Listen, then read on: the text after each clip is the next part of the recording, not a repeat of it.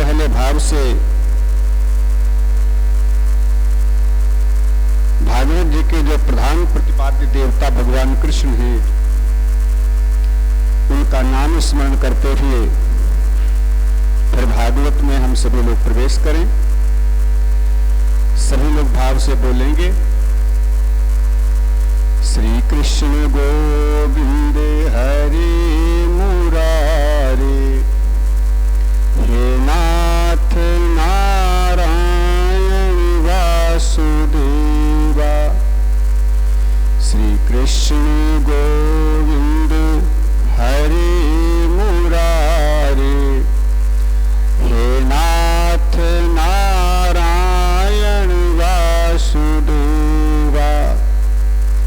हे नाथ नारायण वासुदेवा, हे नाथ नारायण वासु, हे नाथ नारायण वासुदेवा, हे नाथ नारायण वासुदेवा, हे नाथ नारायण वासु।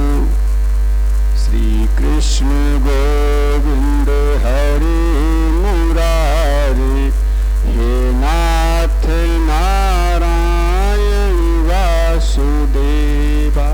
श्री कृष्ण गोविंद हरे, हे नाथ नारायण वासुदेवा, हे नाथ नारायण वासुदेवा, हे नाथ नारायण वासुदेवा।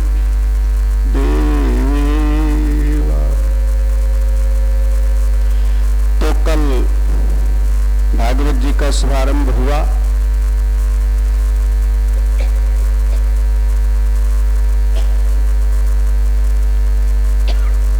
जिसमें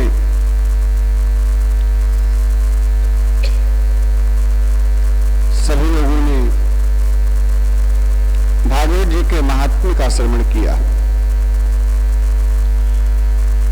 महात्मा में भागवत जी की महिमा बताते हुए सबसे पहले भक्ति ज्ञान वैराग्य की पीड़ा का निवारण कैसे हुआ, तो सूर्य कहते हैं श्रीमद् भागवत के माध्यम से, सनत कुमारों के द्वारा कथा सुन करके।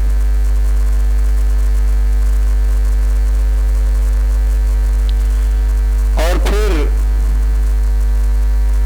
धुंधकारी की प्रेत पीड़ा से निवृत्ति हुई। जीवन में कोई अच्छे काम किया नहीं, मरने के बाद प्रेत बना।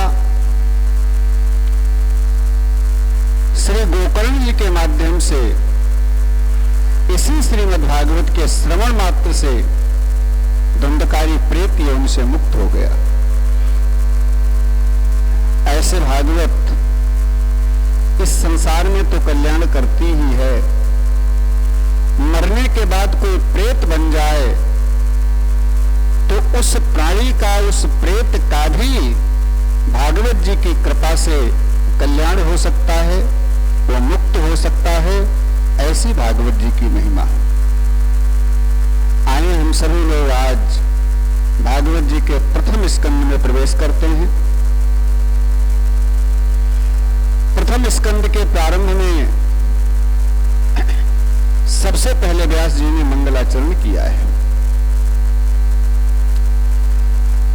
ज्यादा विस्तृत मंगलाचरण के भाव को अगर बताया जाए तो कहते हैं सारा समय इसी में निकल जाए, क्योंकि 3 श्लोकों में जो मंगलाचरण श्री व्यास जी ने किया है, बड़े सुंदर इन मंगलाचरण के भाव हैं। इसलिए सूक्ष्म भाव से मंगलाचरण का भाव समझते हुए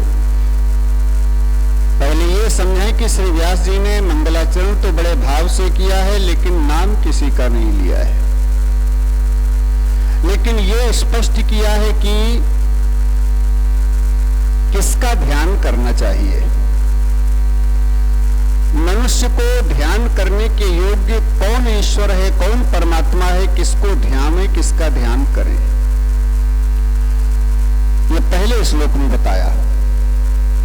दूसरे श्लोक में बताया कि क्या जानकारी लें, भागवत जी से क्या ज्ञान लें, और तीसरे श्लोक के मंगलाचरण में बताया है कि क्या पिए। भागवत श्रवण करने बैठे तो क्या पिए, माने ध्येय, गे और पेय। आए भाव से हम सभी लोग श्रवण करते हैं। जन्माद्यस्य यतो नयादितरतश्च अर्थेषु विज्ञः स्वराट् तेने ब्रह्म हृदय आदि कवये मोहयन्ति यत् सूरयः तेजो वारिमृदां यथा विनिमयो यत्र त्रिसर्गो मृषा धाम्ना स्वेन सदा निरस्तकुहकं सत्यम परम धीमहि। कहते हैं जन्माद्यस्य, जन्म के बाद आदि शब्द लगा दिया, माने जो जन्म सृष्टि करने वाले और पालन करने वाले और संहार करने वाले, जिनकी इच्छा मात्र से, कृपा मात्र से जन्म, स्थित और संहार होता है, क्योंकि वो सभी पदार्थों में विराजित भी हैं और सभी पदार्थों से अलग भी हैं। जो जड़ नहीं है, चेतन है, परतंत्र नहीं है, स्वयं प्रकाशमान है, स्वयं प्रकाशमान है, लेकिन वो ब्रह्मा नहीं है, प्रकृति पुरुष नहीं है। कौन है? का ब्रह्मा के भी हृदय में जिन्होंने ज्ञान को प्रकट कर दिया, जो ब्रह्मा जी को भी ज्ञान देने में समर्थ है, दिया। तेने ब्रह्म हृदय आदि कवये। तो क्या गुरु शिष्य की परंपरा के अनुसार आमने सामने बैठाल करके ब्रह्मा जी को पढ़ाया? कहा नहीं, हृदय माने ब्रह्मा जी के हृदय में अपने आप ज्ञान जागृत हो गया, प्रकट हो गया, जिनकी कृपा से। मोहयन्ति यत् सूरयः, विद्वान लोग, सूरी लोग, ब्रह्मा जैसे, जिनका ध्यान करते करते व्यामोह को, माने मोह को प्राप्त हो जाते हैं, जिनकी माया से सूर्य की रश्मियों में, सूर्य के प्रकाश में पानी का आभास होता है। जैसे हम सब लोग रास्ते पर जाते हैं, रोड पर जाते हैं, तो थोड़ी दूरी के ऊपर देखते हैं तो ऐसा लगता है कि पानी भरा हुआ है, लेकिन पानी नहीं है वहां पर। जब पास में जाते हैं तो सूखी जमीन, लेकिन पानी का आभास होता है जिनकी कृपा से, जिनकी माया से।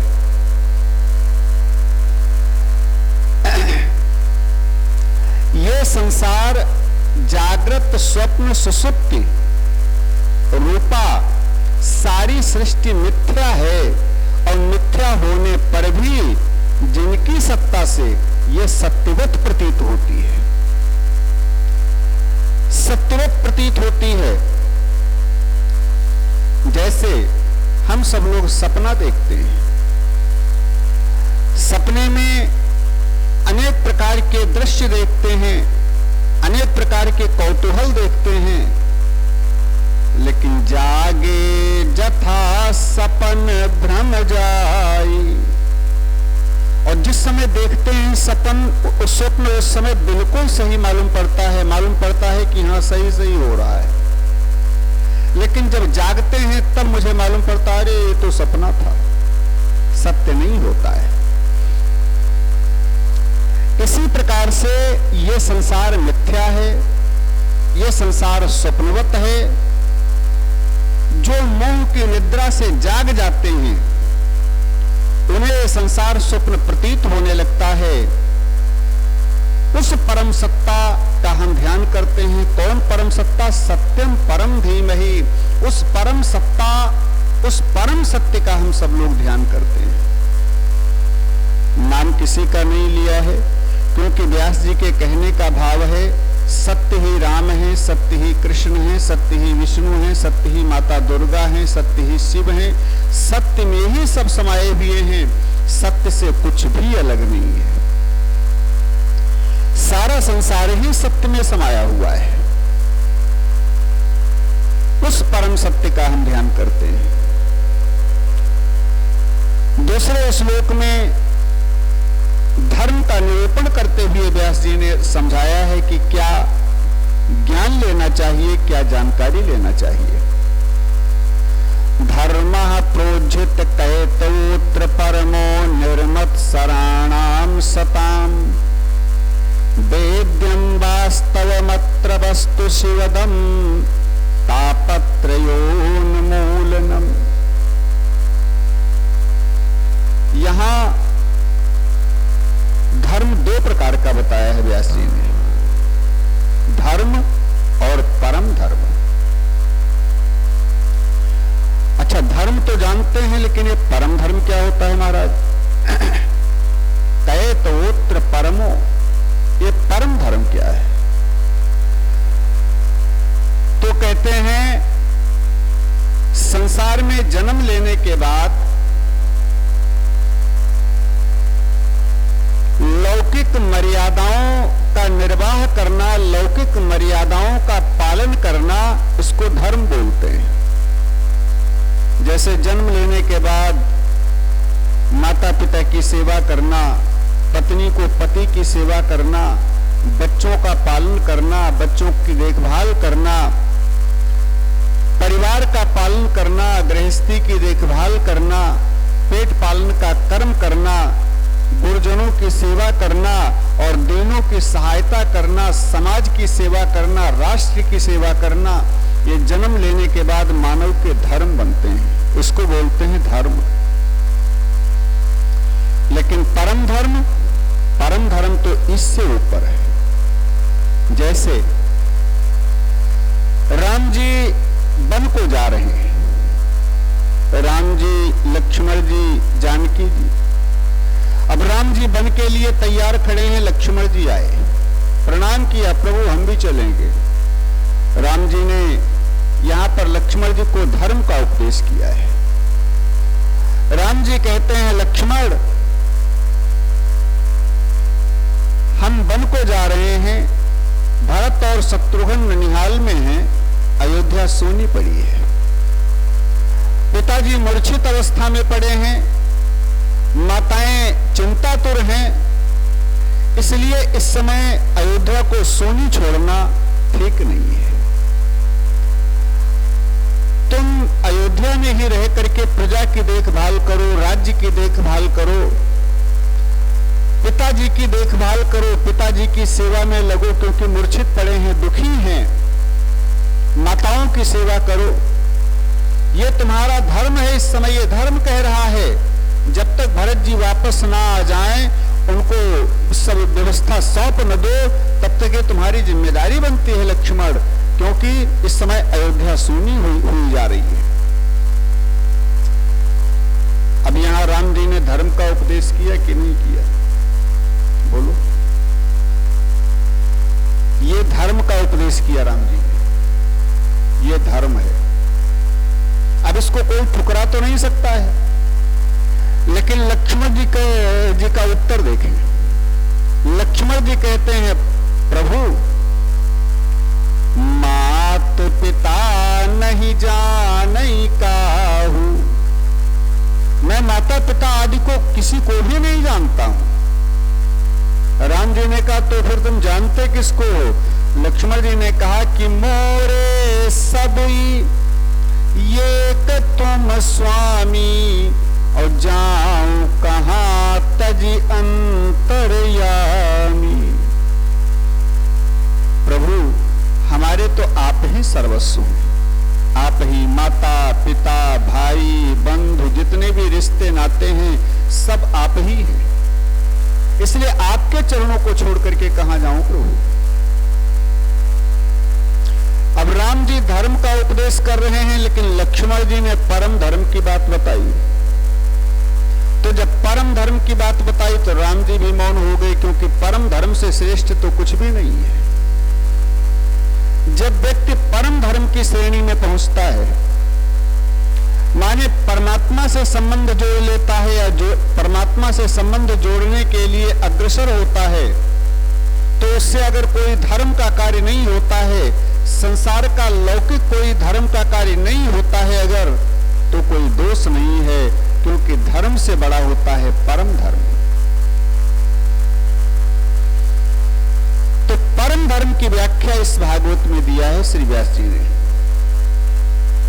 अच्छा, तो ऐसी जोरदार भागवत फिर सुनने का अधिकारी कौन है? इसका भागवत कौन सुन सकता है?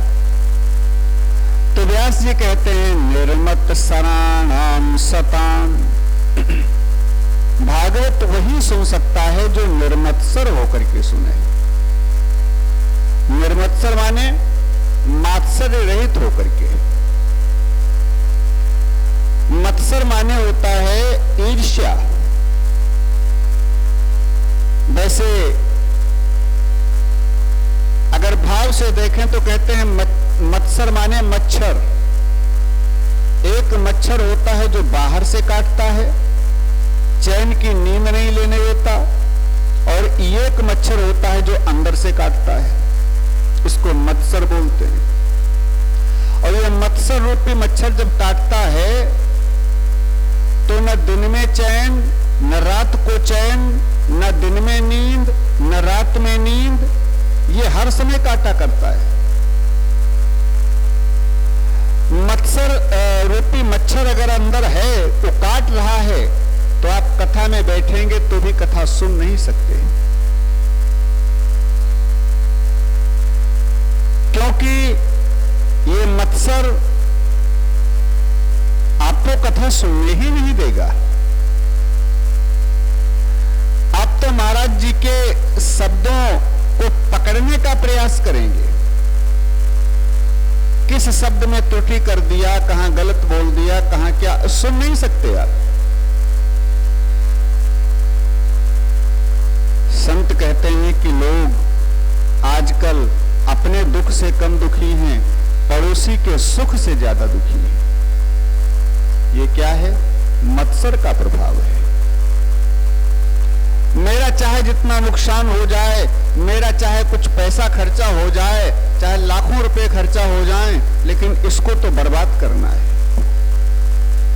अपना खर्चा करके भी जो दूसरे को नुकसान पहुंचाने का प्रयास करे, यह मत्सर का प्रभाव है, ईर्ष्या का प्रभाव है। तो श्री व्यास जी कहते हैं जब तक मात्सर्य रहेगा तब तक आप कथा नहीं सुन सकते, धर्म का कोई कार्य नहीं कर सकते। तभी कर सकते हैं जब मत्सर रहित हो जाएं। इसलिए निर्मित सराणाम सताम, मात्सर्य रहित होकर के कथा को सुनो, तब कथा जीवन में उतरेगी। अच्छा, तो इस कथा से कल्याण क्या होगा? इस कथा से मिलेगा क्या? व्यास जी कहते हैं सबसे विशेष बात यह है कि वेद्यम वास्तव मत्र वस्तु शिवतम, वास्तव वस्तु का ज्ञान होगा। वास्तव वस्तु कहते हैं वास्तविक जीव, वास्तविक जगत, वास्तविक माया। न जीव है, न जगत है, न माया है। ये तीनों है नहीं, लेकिन दिखाई पड़ रही हैं। जीव भी दृश्य हो रहा है, जगत भी दृश्य हो रहा है, और माया भी दृश्य हो रही है, लेकिन है कुछ नहीं। तो भागवत क्या करती है? कहती है भागवत इसका ज्ञान कराती है। वास्तविक जीव, वास्तविक जगत और वास्तविक माया का वास्तव में ये क्या है, इसका ज्ञान कराती है भागवत। और क्या? शिवदम माने जब इन तीनों का ज्ञान हो जाता है कि जीव क्या है, जगत क्या है, माया क्या है, तब क्या होता है? कहा शिवदम माने कल्याण होता है। अच्छा ये लाभ मिला, लेकिन ये लाभ कोई ऐसा लाभ बताओ जो प्रत्यक्ष लाभ हो। ये तो अप्रत्यक्ष लाभ है, लेकिन प्रत्यक्ष लाभ हो ऐसा कोई बताओ। व्यास जी ने कहा प्रत्यक्ष लाभ तापत्रयोन्मूलनम, तीनों तापों का उन्मूलन होता है, तीनों ताप नष्ट होते हैं व्यक्ति के। दैहिक दैविक भौतिक तापा, ये दैहिक दैविक भौतिक तीनों प्रकार के जो ताप जिनसे व्यक्ति तप रहा है, ये ताप नष्ट होते ही इन तापों का उन्मूलन होता है। श्रीमद्भागवते महामुनि कृते किंबा परैरीश्वरः सद्यो हृदय वरुध्यते त्रिकृतिभिः शुश्रूषभिस्तक्षणात्। और एक विशेष लाभ होता है जो बहुत विशेष लाभ है। क्या? का भागवत की कथा सुनने का विचार करने मात्र से, शुश्रूष भी माने श्रोतुम इच्छा भी, केवल भागवत की कथा सुनने की इच्छा करो तो इच्छा करने मात्र से सद्यो हृदय वरुध्यते त्रिकृतिभिः, माने परमात्मा भगवान कृष्ण हमारे हृदय के अंदर आकर के अवरुद्ध हो जाते हैं। यहां विराजते नहीं लिखा है, अवरुद्धते। क्यों? विराजने में और अवरुद्ध होने में अंतर है। जैसे जेल में कैदी लोगों के पास अगर जेलर साहब बैठे हुए हैं तो जेलर साहब विराजमान है, वो अवरुद्ध नहीं है, लेकिन कैदी अवरुद्ध है। जेलर साहब जितनी देर मर्जी आए उतनी देर बैठ सकते हैं, जब न मर्जी हो तब जा सकते हैं, वो स्वतंत्र हैं, लेकिन कैदी नहीं आ जा सकता है। इसलिए जेलर साहब विराजमान हैं और कैदी अवरुद्ध है। जैसे कथा में कोई आकर के बैठ जाए और फिर गेट में ताला लगा दिया जाए, तो भाई 3 घंटे कथा होगी, जब तक कथा पूर्ण नहीं हो जाएगी तब तक कोई जा नहीं सकता है। तो चाहे जितना जरूरी फोन आ जाए, आप तो यही कहेंगे हम तो भाई यहाँ पर अवरुद्ध हैं, बंधे हुए हैं, जब आरती हो जाएगी गेट खुलेगा तभी तो जा सकते हैं। और वैसे अगर गेट नहीं बंद है, आप अपनी इच्छा से आ सकते हैं, जब तक मर्जी आई बैठे, कोई जरूरी काम लगा चुपचाप उठे और खिसक गए। ये विराजित हुआ, लेकिन गेट में ताला लग जाए तो आप अवरुद्ध हैं। माने जहां से स्वतंत्रता न रह जाए, आप अपनी इच्छा से आ जा न सकें, उसको अवरुद्ध बोलते हैं। तो भगवान कृष्ण हृदय के अंदर आकर के अवरुद्ध हो जाते हैं। ये टेढ़ी टांग वाले हैं, पहली बात तो जल्दी आते नहीं है, टेढ़ी चीज जल्दी घुसती नहीं है, और एक बार घुस गई तो जल्दी निकलती नहीं है। ये टेढ़ी टांग वाले भगवान कृष्ण पहली बात तो जल्दी हृदय में आते नहीं हैं। और मान लीजिए किसी संयोग से आ गए तो जल्दी जाते नहीं है। भक्त कितना भी कहे कि तेरे पूजन को भगवान बना मन, मंदिर आलीशान, तेरे पूजन को भगवान बना मन, मंदिर आलीशान। किसने जानी तेरी माया, किसने भेद तुम्हारा पाया, किसने जानी तेरी माया,